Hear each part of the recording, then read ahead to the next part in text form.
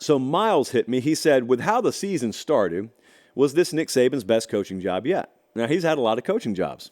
He's been there, 16 years, 17 years, something like that. Their returning production was in the 120s. We knew that in spring. And so I just want to walk you through something.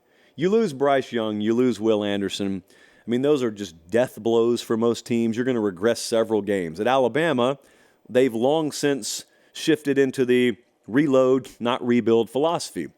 Some people say that. They actually do it there.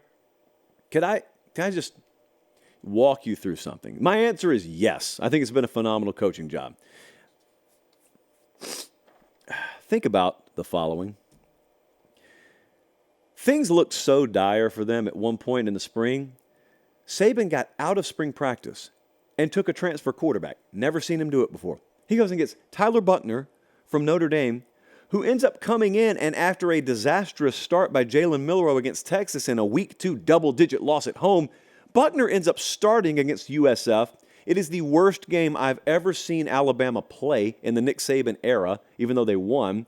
Buckner is 5 of 14 for 34 yards, had a QBR of 9.4 that day. It was so bad, that dude's in the portal now as a lacrosse player.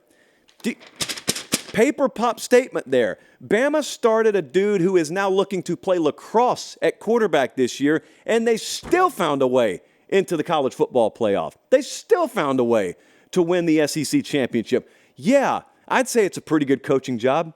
They went and hired Tommy Rees as OC, which got approximately 0 headline coverage. They went and got Kevin Steele out of Miami. Half of you didn't even know Steele was still coaching.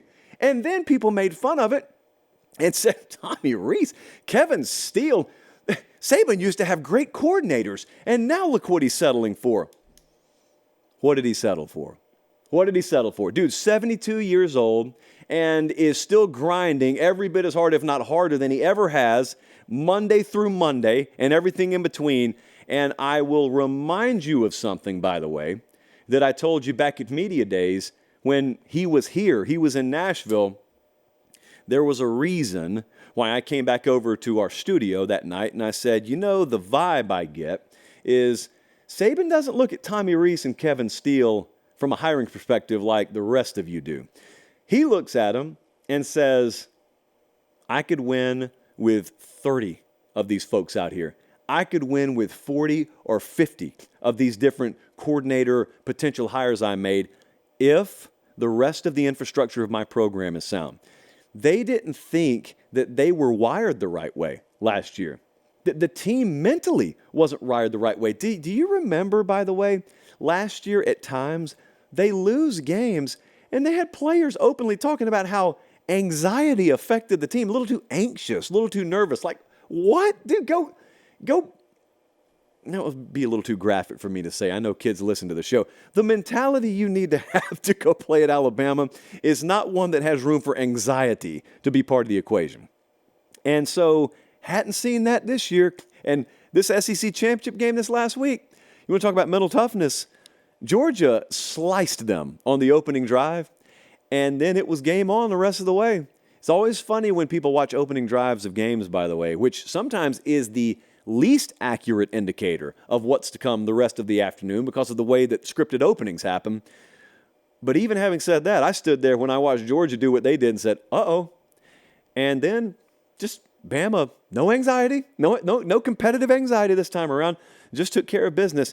Yeah, I'd say it's been a pretty good coaching job from Nick Saban. Unless any of you have other teams whose starting quarterback at one point in the season entered the lacrosse portal and is still in the playoff, can anyone find that for me?